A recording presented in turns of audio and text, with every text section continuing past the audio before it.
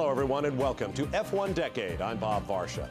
This is the first of a 16-part series here on Speed Channel, highlighting each round of the 1993 Formula One season. We start things off with the season-opening South African Grand Prix at Kyalami. Back then, the stars of the sport included Alain Prost, lured back following a year away from the sport by the possibility of a fourth world championship with the Williams team. There was also Ayrton Senna at McLaren, who raced the first part of the season without a contract. And there was also a young German in only his second full season at Benetton named Michael Schumacher. It's hard to believe it's been 10 years since an American raced in F1. South Africa marked the Grand Prix debut of Michael Andretti, who signed up to drive the all-conquering McLaren Honda, but wound up with Ford power and a thick stack of new rules to deal with. In 1993, F1 cars had all the latest tricks: traction control, semi-automatic gearboxes, and active suspensions. There was no refueling and no pit lane speed limit. And if you look closely at the Benetton pit stops, you may notice the rear jackman is none other than Steve Matchett, now a member of our Speed Channel broadcast team. Let's join Steve now, along with David Hobbs, to call the 1993 South African Grand Prix.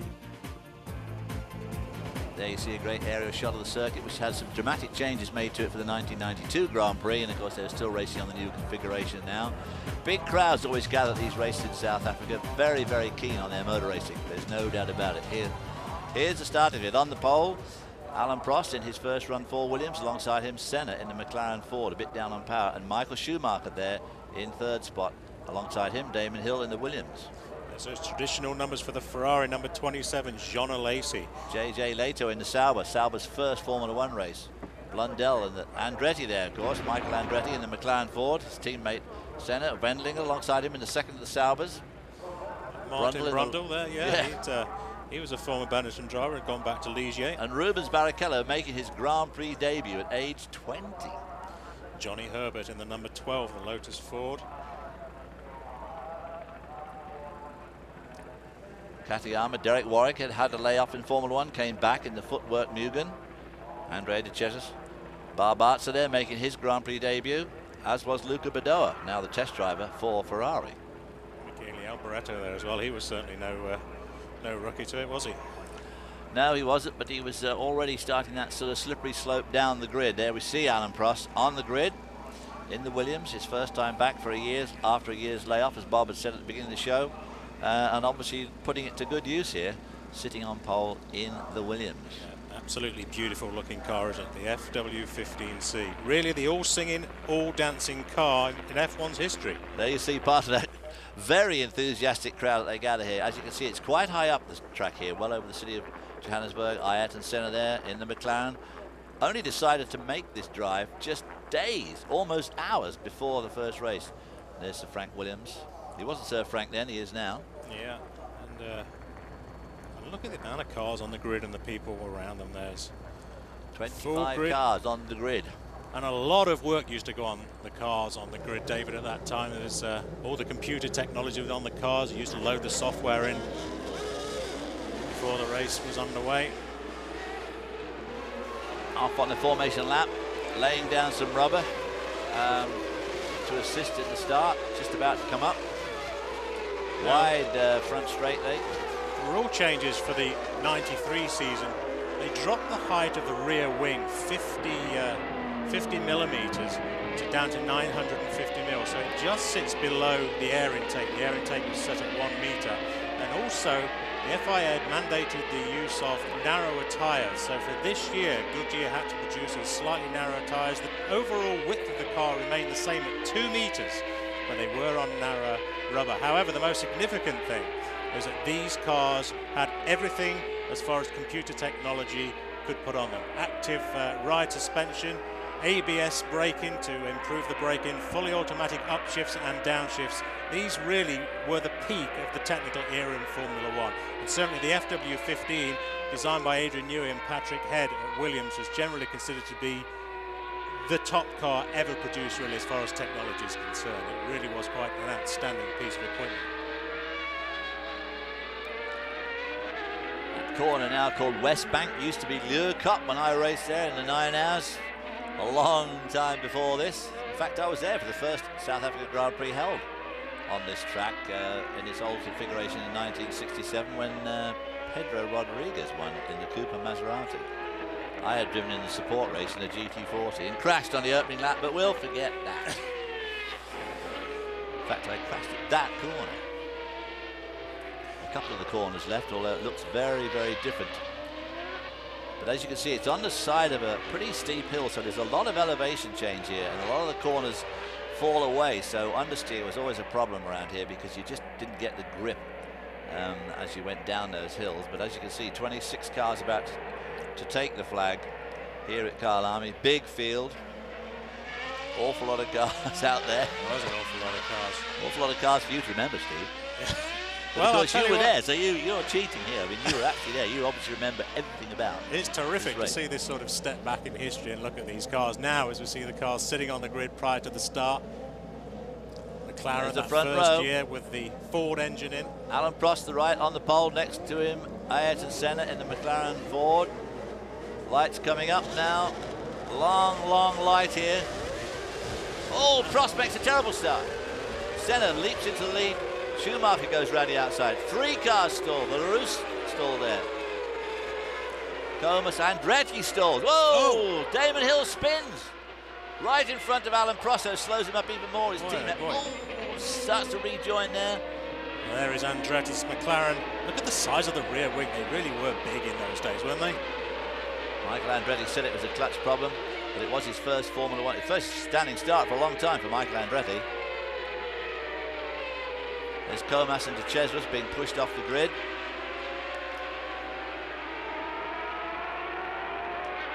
There's the Benetton in that camel livery of that era. Ricardo Patrese in the second Benetton in the green yellow covered car, and the Lotus not in that traditional yellow, David, in this period in this team's history. There's John Alesi in the 27 Ferrari, trying to battle Leto in the Sauber, making its debut run. Schumacher just going out the picture. 2 Saubers then in that black livery, and they were using the Mercedes Ilmor engine at the time. It was really an Ilmor engine that was badged as a Mercedes. This is the start, David. There's that bad start from Prost on the right there. Senna pulls away from him, and Schumacher slips by. Schumacher lying second there. Then Damon Hill spins around and rejoins here. Look at the way he rejoins, squeezing all these cars funneling in. Somebody having to go well up over the curb there. So Senna leads.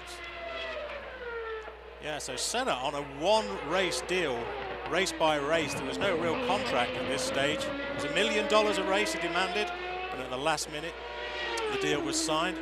There behind him, the young Michael Schumacher in the Benetton. At this stage of the year, it was really the 92 car. The Benetton was badged as a B193A, but it was the 92 car we were using at this stage. Field already stringing out just a little bit there. So as the South African Grand Prix gets underway 10 years ago, we'll take a short break now, and we'll be back with more for South Africa in just a minute.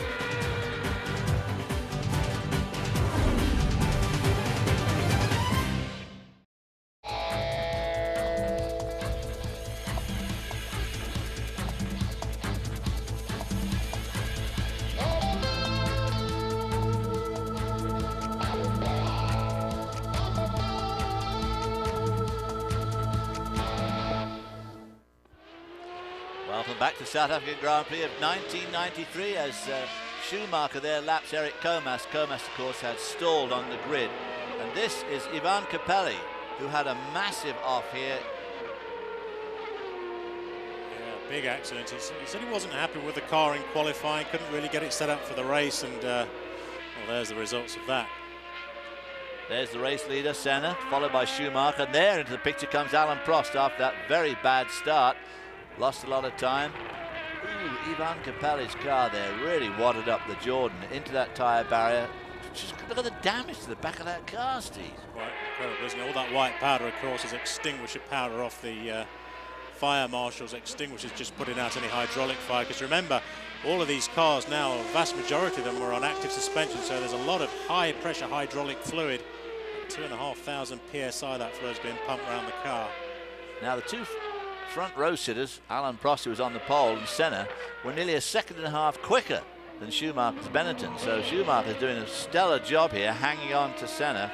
in second spot, but Alan Prost is now really picking up time on the two leaders, as his pole time would have, you'd have guessed he would. Yeah. Don't those cars look terrific? Those great big wide tracks. Oh, Whoa! beautiful. Whoops. That one didn't look very beautiful. That is Andretti losing a wheel. So Andretti, Michael Andretti's debut in Formula One, not looking good at all.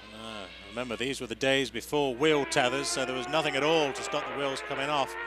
And days before carbon fibre suspension as well. So you saw there the steel suspension. And look here, with the crippled McLaren just limping its way back into the pit lane. There's JJ Leto in the pits there. Yeah.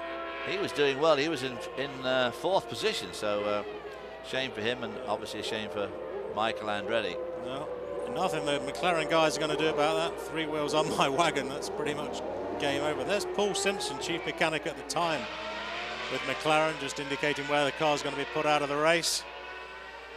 There. There's Damon Hill down in 11th spot at the moment after a poor start and then spinning on that opening lap. So now he's paying the penalty, trying to claw his way back through the field. They're back with the leaders. There's Senna and McLaren right behind him now. Yeah, Senna's Michael made Schumacher. Michael Schumacher made a lot of time up on Senna, but look at Prost stalking them both. Well, this car, Prost car, the Williams, was the car that was tested last year, the FW15, but never raced.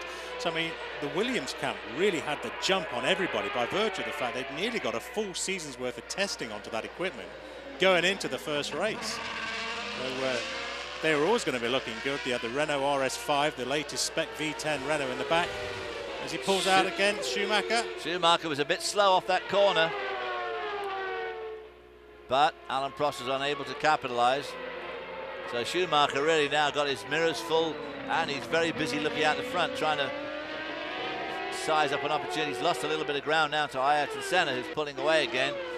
But Prost has really should have them both covered pretty much from his, certainly from his qualifying speed, although Senna's qualifying was pretty brave. Look at Prost drop back. Wow, dropped back a lot there. He either made a mistake or missed a gear or something, because he's lost a lot of time, but he seems to be back on pace now. Schumacher, meanwhile, giving Ayrton Senna a very hard time there. Look, here it goes down. Oh, trying to go down the inside. Senna not having any of that. Both of these cars using Ford V8s in this era. Of course, Senna by this time extremely experienced with a tremendous round of races under his belt.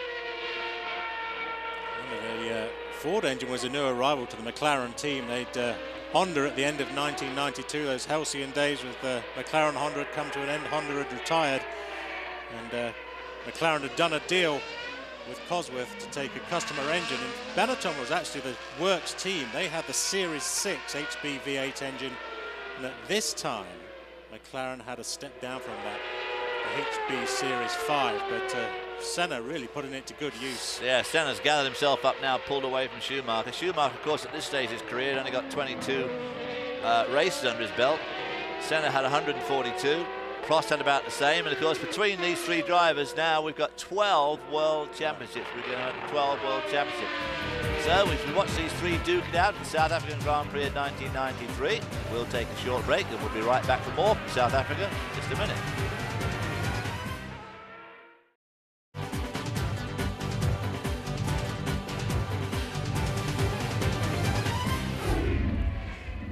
South African Grand Prix of 1993 from Kyalami in South Africa. There you see the three leaders, Senna, Schumacher and Prost. Prost quick off that hairpin, trying to get past Michael Schumacher alongside him. And really pretty much blows by. Yeah. Pinches him a little bit as they go into that S-bend there, but so Prost has managed to dispose of Michael Schumacher. That's what 183 races compared to 22 will do, but of course, as you said, that was the absolute state of the art car that year, the Williams.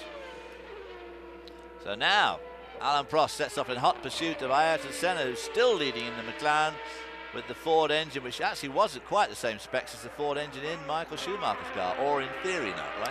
Well, at this stage of the season it wasn't. There was a little bit of ill feeling between Benetton. Let's just have a look at this. This is the replay of Prost coming down the inside, on the outside of Schumacher's Benetton there, and just gets it on the outside. Cut right across the outside of his bows there, which no doubt gave Schumacher a little bit of pause for thought. Look at this now, made up big time there.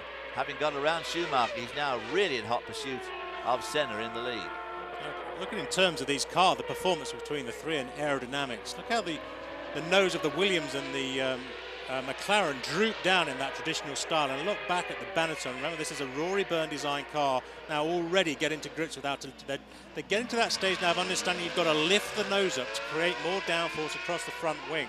So on the 93 Benetton here, you see how it's pulled up a lot higher than the McLaren and the Williams. Even Adrian Newey at the time, chief aerodynamicist with Williams, still playing with that droop nose on the Williams. Ayrton Senna holding him up, but he knows only a matter of time. Again, Prost drops back. He must be having trouble with something, because he suddenly dropped back there, back into the clutches of Michael Schumacher again. Now he pulls away again. So Prost's car is obviously the quickest car out there, but not all the time.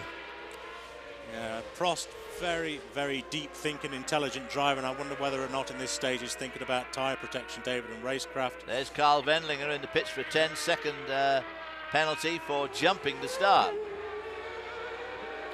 So Wendlinger dropping down there. Yes, the situation with the Ford engines in the McLaren and the Benetton. McLaren should have had a step down from Benetton all the while, and there was some speculation of whether or not in the later races of this 93 season a deal had been struck whereby McLaren were getting equal equipment with Benetton and getting those later 4-valve spec engines. But at this moment in time, they were using the Series 5 XP. Look at that lead they've got there, Steve. 26, nearly 27 seconds over Jean Alesi, who's running fourth in the Ferrari. Mark Blundell there in fifth, just a second behind Jean Alesi. Here we go. Is this the pass for the lead? Prost goes alongside. No love lost between these two guys, of course. They'd been teammates before at McLaren back in the late 80s and had a fairly acrimonious relationship. And Senna's not having Alain Prost pass him at any cost if he can possibly avoid it, but he knows that it's almost inevitable with the power and handling advantage that Alain Prost has got in that Williams. And Prost, as we were saying earlier on, David, sat the 92 season out, so he just stepped straight back into this car, having been basically fired by Ferrari at the end of the 91 season for saying things that the Ferrari empire didn't really like about the handling of the car. He called it a truck. He said it handled like a truck, and for some reason they didn't like that. Ferrari didn't like it. Very sensitive, you know. Yeah. And this is a political era at Ferrari where they weren't having much luck at all, no success. Jean Todt had just been signed on board, but now what's happening down here at the front? Boy, this is a terrific race these top three are having, and Michael Schumacher showing signs of things that were to come, hanging on here, second and a half slower in qualifying, but hanging right in there with his lead three as they pull away dramatically from the rest of the field, with Jean Alesi running in that fourth spot at the moment, some nearly 30 seconds behind, and Martin Brundle running in fifth spot, starting off in 12th in the Ligier Renault. So Martin Brundle actually having a pretty good run, but we're not seeing much of him back in fifth spot. It's incredible to think at this stage of Michael Schumacher's career, here he is dogging the other turn, watching every move, and I'm sure picking up race tips all along with these two great world champions. Already at this time, they'd both won between them. They'd won about six world championships. Michael Schumacher had only won one Grand Prix, which was the Spa race in '92. So going into this season, Michael Schumacher had but one race win under his belt. And as you said, David, learning everything he can from these guys. Well, watching these two guys, picking up an awful lot of info right here, I should say. Swooping downhill, Alain Prost unable to capitalise on Senna. I feel that once he gets around him, he's going to pull away pretty substantially, I would imagine. Downhill run out of that corner there, no doubt inducing quite a bit of understeer. Of course, in those days, the cars had slicks, wide slicks. Although, in fact, this was the Schumacher trying to get underneath Prost. Schumacher not giving up one bit. Yeah. Alain Prost having a tremendous struggle to get around Senna here. Well, the FIA had decreed at the end of the 92 season to try and encourage overtaking that they mandated Goodyear to produce narrower tyres. So the wide qualifying tyres had gone by this stage, but the wider tyres that Goodyear were producing were scrapped. Goodyear was saying, you know, you don't want to do that because by putting narrower tyres on, you will increase the straight line speed performance because you take the drag away. Yeah. Remember, it's like 60% of the drag on these cars is produced by the rotation of the tyres. What a battle this is for the leader. In fact, they reduced the total width of the rear wheel, went down from 18 to 15 inches, so that was a dramatic decrease in the footprint on the road. They increased the track to help make up for it. Yeah, the track Good aerial shot there. The track was 2 meters width across the car, front and rear. So what they did, they put the narrower tyres on narrow rims and then just pulled the tyres and the wishbones out to get back to the original 2-meter track. Alain Prost closing up there on braking, going through this tight corner. He should have better traction and better power off the corner, but Senna holding on. But Prost pulls up alongside. No, tries down the inside, but Senna just weaves over a little bit, because that's one of the troubles with this track.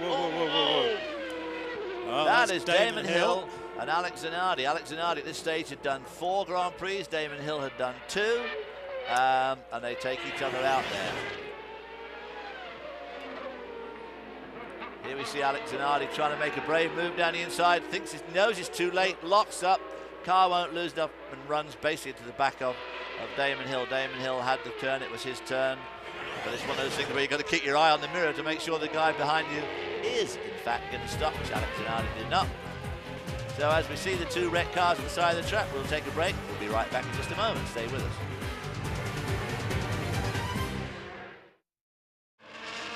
Welcome back to South Africa 1993, and this torrid battle for the lead continues. Alain Prost forever trying to find a way past Ayrton Senna in the McLaren. Then he goes down the inside, and side by side to that. Espen and Senna still comes out in the lead. Meanwhile, Michael Schumacher snapping at the heels of Alain Prost. Very anxious to see these 2 guys take themselves out, which is the way they're going at the moment. They may well do. Alain Prost again has a good run off that corner. Goes down the Senna slashed across his bows. This is excellent racing, isn't it? I mean, little did we know at the time that we were watching 3 of the all-time greats. Alain Prost ended up with 4 championships. And of course, Senna 3, and of course, in the end, or so far, Schumacher has got 5. 5 to his name, yeah. So between them, these guys won an awful lot of championships, and it shows right here, doesn't it? I mean, they're 30-odd seconds in front of Jean Alesi. There's Damon Hill's car being these three guys are an absolute race of their own. As you say, David, 30-odd seconds ahead of Ferrari. John Alesi's car, you know, the 93 Ferrari was a real pig. I don't think anybody's going to pretend it was anything else, and they're in all sorts of trouble. Kelly Alboreto pulls off there just in front of them into the pits. John Barnard had just arrived back at Ferrari, and he was in trouble, struggling to try and get the car to work. He'd basically taken over somebody else's design. There's Prost again having another look. Of course, this was the thing. Alain Prost won a tremendous amount of races and 4 World Championships, but he never liked the 51, in fact, total. But he never really liked the rain a lot, and he really wasn't a tremendous overtaker, whereas Senna and Schumacher ultimately became 2 of the great overtakers of all times. Yeah. And Alain Prost had a clearly superior car and probably should be getting by, but Senna, being the absolute artist that he was behind the wheel, is managing to hold him off. Meanwhile, Michael Schumacher is right there with him. Jean Alesi has actually pulled a little bit of time back. He's only 26 seconds behind now. This drive by Senna is really showing Senna's ability to the absolute max, because although Prost is an absolute perfectionist, I have to remember, I can't emphasize too much the performance of this car, the Williams FW15. That's Fabrizio Barbazza, spun out of his maiden Formula 1 race in the Minardi Ford. The Williams are in this position, they've got this active suspension system worked to such a degree that going down the long straight here, what they could do would be to lift the rear of the car by 2 or 3 mil. Goes down the inside, coming down. There it is. No! Yes! Wow. Wow. Yeah, what they could do, they could lift the car by 2 or 3 mil through the active suspension, which would destroy the aerodynamic effect of the diffuser going down the main straight and take the downforce off it. Now Michael Schumacher's in hot pursuit of Ayrton Senna. Now Alain Prost is going. I know he's going to pull away. He's just going to. Senna goes down. Schumacher goes down the inside and takes second place away from Ayrton Senna. So Michael Schumacher beavering away there, relentless as ever. Both of these two drivers, two of the more relentless drivers that we've seen in the last 2 decades. And Michael Schumacher also gets past Senna, who must have been smarting somewhat, having been overtaken. See Senna's input, David, on the steering wheel. I think this is the tyres giving up on the McLaren. And again, another example of how well the Williams was capable of protecting the tyres through cross driving and through the technology on the car. McLaren had not got to that stage. And I think now we're getting into that pit stop zone. Here goes Michael Schumacher and Senna. Yeah. Now, of course, this was the days when all the mechanics looked. There was no fire equipment. There was no refueling. Shorts. Yeah, no helmets. No nothing. No fueling, of course. Just changing tyres. The guys could sit out in the pit lane on the tyres throughout the race. There was no need for them to stop in the garage, which is a regulation of contemporary times. Ayrton Senna beat Michael after all that struggling for lap after lap, and Michael Schumacher pulls off the pass, and Senna, the team of McLaren, beat the Benetton team. And I suppose it was the right rear jackman who let the Benetton team down there. Can't imagine who that would be. Can't imagine who that guy would be. But anyway, the McLaren team beat the Benetton team in the pits, and that gives Senna second place. Here comes Alan Prost, the leader, and he's got a pretty healthy lead now because he pulled out, he did some of those quick laps when he took the lead. Nice and calm. Now all he needs is a really good pit stop. Keep that engine and revving. He could probably keep the lead. Very nearly stalled it. It was a slower pit stop than Senna, but is he going to be able to maintain? There he goes. So, Alan Prost still leads from Ayrton Senna and Michael Schumacher in the 1993 South African Grand Prix. We'll be right back with more of that race in just a moment.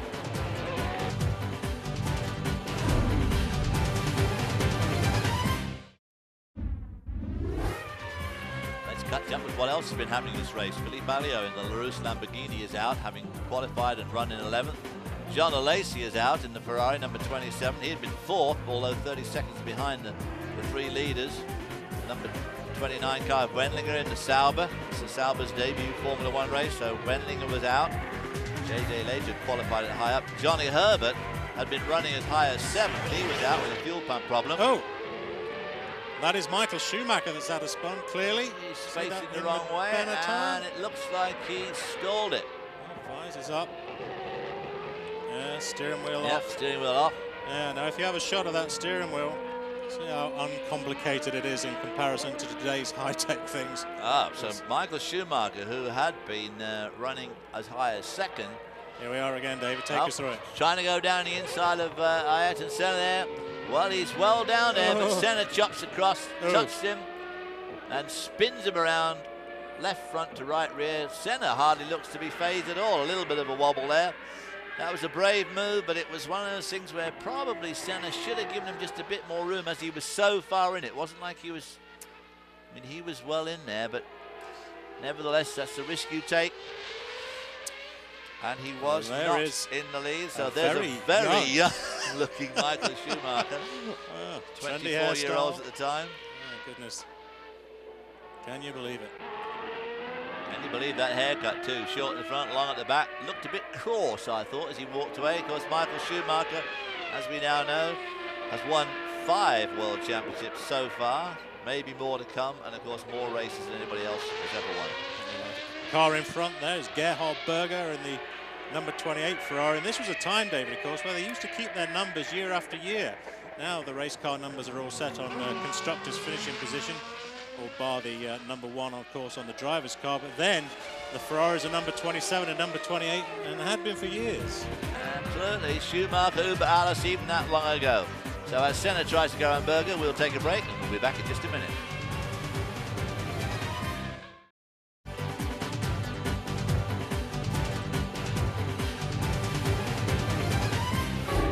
Welcome back to Formula 1 Decade, the South African Grand Prix of 1993. I'm David Hobbs, along with Steve Matchett, bringing you that very exciting race as Alan Prost now leads fairly comfortably from Ayrton Senna. There's Riccardo Patrese coming for his pit stop.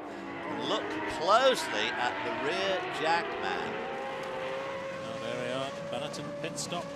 Clean out those radiator ducts, still the same procedure. Good stop, 7 nice seconds, and clean. laying plenty of rubber as he leaves the pits. Rockets down pit lane. We were looking at the rear jackman there, who looked so handsome, suave and debonair, and of course it was our own Steve Maché. And there we see Mark Blundell in the Ligier, who is running 4th at the moment, behind Riccardo Patrese. Just in front of him, behind him, is JJ Leto in the Sauber, but he's a lap down. So Mark Blundell having a good run here for 4th spot. Will he be able to wind in Riccardo Patrese, who's just had an excellently executed pit stop by, as I said before, our man Steve. JJ Leto there in the Sauber would be signed to Benetton next season. Oh! Oops. There's our man Riccardo. Oh, he's trying to keep it going in the gravel trap, spewing out shale and gravel. Where's he gone to in that cloud of dust? And no, up. Well, he's dust. beached. He's beached. He's beached. Beached like a whale. All that effort, Steve. I know. Well, but you know, that, quite frankly, David, is a typical driver's thing to do. You do all that The work mechanic for did him. all that work, and the driver goes and beats it. This era, the cars were absolutely flat bottom. There was no sort of step plane and reference plane. Absolutely flat bottom. No FIA legality plank underneath. Oh, Riccardo trying to get out there. Yeah. Stop doing And that. of course, it was as if Riccardo Patrese was inexperienced. That was his 241st Grand Prix as Mark Blundell now assumes 3rd spot. But as you can see, he's 1 minute and 11 seconds behind Alan Prost, our leader. Yeah, Riccardo Patrese, 241st race, and one of his very best races here in South Africa at the Kyalami circuit in the Arrows, way back in the late 70s. And there's Christian Fittipaldi in 4th spot in the Minardi Ford.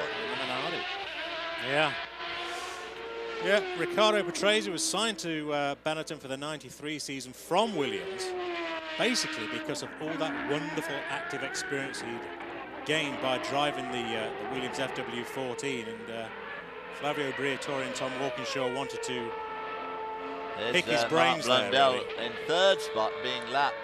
Oops. Well, that's a very typical sight of the Lamborghini engine stroke Lamborghini oil pump throughout that season. Goodness me, look at it. It used to spew oil out Everywhere. like there's no tomorrow. Yeah. It put more oil in the paddock than the tanker truck. Aye. Of course, again, this is the period of F1 technology. There was no catch tanks required at this time. The cars are quite perfectly legal to the regulations just to spew oil out onto the track just through Boy, look at that skyline in the background there. That's looking back towards Johannesburg. And every afternoon in South Africa, around about 4 o'clock or earlier, the clouds gather and you have big thunderstorms. Let's hope we don't have one today, otherwise this racetrack could be awash as we watch Alan Prost lead the 1993 South African Grand Prix. More clouds on the way. We'll be back in just a moment. Welcome back to the closing stages of the 1993 South African Grand Prix, and Ferrari have got the wet weather tyres out ready. We saw those rain clouds just a moment ago gathering. On board now with, Berger, wow, whoa. Whoa. Wow, onto the gravel of the grass and didn't hit a thing. Bits of gravel flying up everywhere. There you see that sky, that very lowering sky. Well, I think that was probably more caused by that Lamborghini oil that was coming out earlier on, David. Could be. There you see the running order. Prost, Senna, Mark Blundell, 3rd, Christian Fittipaldi in the Minardi, Gerhard Berger behind the Minardi in a Ferrari. Whew. And Derek Warwick in 6th and last point playing position. He's in the Footwork Mugen Honda. So there you can see now rain starting to fall. Just before we went to break, you saw that lightning strike and the clouds beginning to form, and then Ferrari taking out those full wets. And now, rain is beginning to fall. Alan Prost have both slowed up quite a bit. Alan Prost just in front of Gerhard Berger. The umbrellas are up. You've got to be careful of those umbrellas in South Africa. There's so much lightning. Derek Warwick there. Warwick having a look down the inside there. Just. Oh, now what's going off with the Ferrari? Warwick's a lap behind Berger. He overtakes Berger. There's smoke coming out of the Ferrari. Yeah, it looks like it. A lot of smoke coming out of the Ferrari.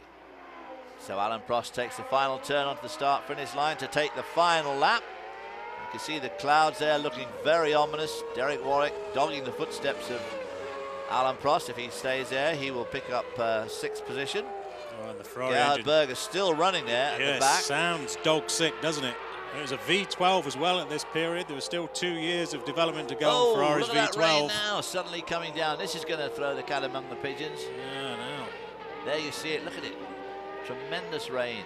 But it's not wet here, look. It started to fall, but all these guys, of course, on the dry bit. are on, but they're going to get to the wet bit. And on dry tyres. I mean, no one's come in to change the full wets. Boy, I had one of the most exciting spins of my life at Kyalami on just a situation like this. Did you? 1 minute it was dry, and the next minute it was like this. Yeah. I mean, just look at that, suddenly. Oh! How terrifying. Gerhard Berger, stooging along, smoke and spray coming out the back of the Ferrari. Well, that V12 down to about a V10 performance now, and less than that as the cylinders begin to drop off. Warwick going past the leader. And JJ Leto suddenly come from nowhere in the Sauber. So that's a battle for 6th there between Derek Warwick and JJ Leto. JJ Leto making up tremendous ground on this damp track. And Derek Warwick, both of them going very fast. Gerhard Berger, there it is, off the track. Yeah. He was running 5th. Engine looks like it's blown. Yeah. I think that was a engine voluntary failure. parking. I mean, the engine went. I don't think he spun off. No, it either seized up or he Mark just pulled Blundell off. coming into the picture is running in 3rd spot. But again, look how basic those steering wheels are. Derek Warwick hanging on to JJ Leto for 5th spot. Oh, look at those cars. And look at the wing on the arrows. So Prost gets the checkered flag, but these two guys have got another lap to go, of course, because they had just overtaken Prost. Yeah. Leto goes by Derek Warwick. Here comes Ayrton Senna for 2nd position. And you see there on the side of the McLaren cockpit the first use of barge boards. McLaren, the first team to introduce them, new for this season, new for this race. First time they'd been introduced to the sport on the McLaren. So again, Frank Williams there, no doubt very happy with himself. Yeah. The whole Williams team. Bit of South Whoa, African whoa, car. whoa, whoa, whoa, Whoa, whoa, Derek Warwick Derek. spins. Oh, into the time barrier. Ay. Well, he's thrown away 6th spot there because he had to finish this lap, even though the checkered flag had already gone out for Alain Prost. Here is Ayrton Senna Senna. tiptoeing across the line to take 2nd position. And right behind him. Christian Fittipaldi and the Yeah. Minardi for 4th spot. Boy, oh boy, a very happy boy there. Wow. Here we see Derek Warwick. You see, he's got that huge downforce of that rear wing, but the back end steps out and it's just away there, David, right? Yep, gone Yeah. completely and backs it across the barrier, straight into the tyre barrier. So as Derek Warwick proves his fate, we watch Alain Prost win the 1993 South Africa Grand Prix in the rain. We'll be right back with more in just a minute.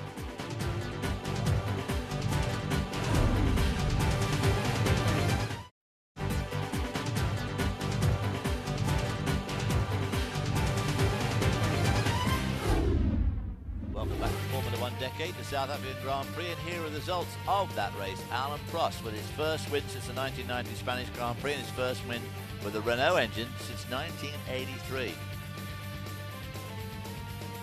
Riccardo Patrese in 11th spot after spinning off after that brilliant stop. 12th, Michael Schumacher, who looked so strong. Johnny Herbert, who also dropped out. All these drivers dropped out, in fact. Damon Hill had qualified 4th, spun on the first lap, and eventually got knocked out by Alex Zanardi. Nice Alan. trophy, eh? Very nice trophy. It's a young-looking Alain Prost, lifted over his head. You can see the rain pouring down there. Next to him, Ayrton Senna, not his favourite driver. Ian Harrison from Williams Grand Prix Engineering, accepting the Constructors' Trophy. That's a great trophy. Like that. Yeah, a great Ayrton Senna. I'll tell you what, that was a terrific drive when you think about it. That car was so down on power. And there is Mark Blundell, his best ever Grand Prix finish, taking 3rd spot. Yeah, well done, Mark. Good job. And that's the first Ligier podium position since Jacques Lafitte in 1986 at the Detroit Grand Prix. And here comes the Champers. So as the champagne starts to fly, Yeah, they were Mark using, Blundell thinking he was on the brink of a great career in Formula One that unfortunately for him was never to really materialise like it should have done. So as the champagne flows and the rain falls, everybody getting wet, we'll take a short break and be right back in just a minute. Back to Formula One decade as the abandoned cars are dragged back off a very wet track in South Africa. Let's listen to what the drivers had to say about the race. It's just fantastic. It's look maybe easy from outside, but you know, it was a difficult race. I did a bad start, and I had to overtake Schumacher and Ayrton. Was not so easy. For sure, my car was better. Then at the end, the rain was coming, and I was just trying to keep a lot of gap between Ayrton and myself. But how do I feel? I don't know at the moment. You know, it's in fact it's like if I did not stop for 16 months. You know, I really feel well and much better than 2 years ago. I am in a fantastic team. I'm very, very confident about the team, and they look even more and more confident about me. So it's a very strong team, very well organized, very, very nice people. Relation between Williams and Renault, fantastic. And you know, for a driver, when it's like this in this kind of environment, everything is a bit easier. I had a good run on the early laps, and my car was handling good. Everything was functioning okay, but suddenly I had a problem, an electronic problem. I don't know what it is, and the car just stopped working completely. And instead of building up a gap at that stage that I was doing over Schumacher, I lost immediately the advantage, and I was struggling even to keep going. I thought even about stopping, but I knew they couldn't do anything. And I just carry on, but the car was undrivable. It's just suddenly, it was incredible. Just one corner, suddenly boom, the car changed like everything was wrong. And it was that way from there on. I stopped right away from tires to improve a little bit. We changed tire pressures just to help. I told them over the radio, but the car was, unfortunately, was very bad. We always had the plan at the beginning of the race just to be consistent, because we knew people would fall out from this race in particular, maybe mechanical problems. We stayed consistent. Ricciardo came out in front of me halfway through. It was a 4-second gap. We took a 1.5 seconds away, maybe a little bit pressure because he went off on turn 3.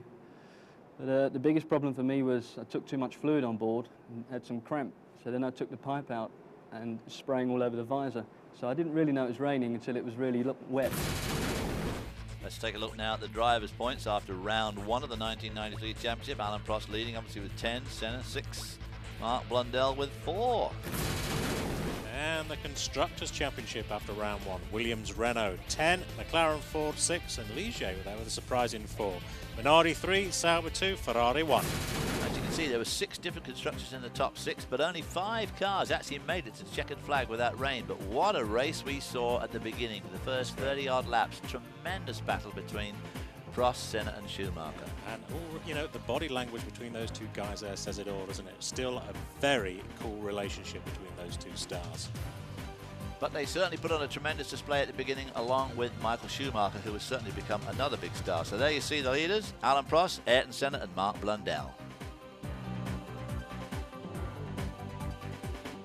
Well, that was quite a race.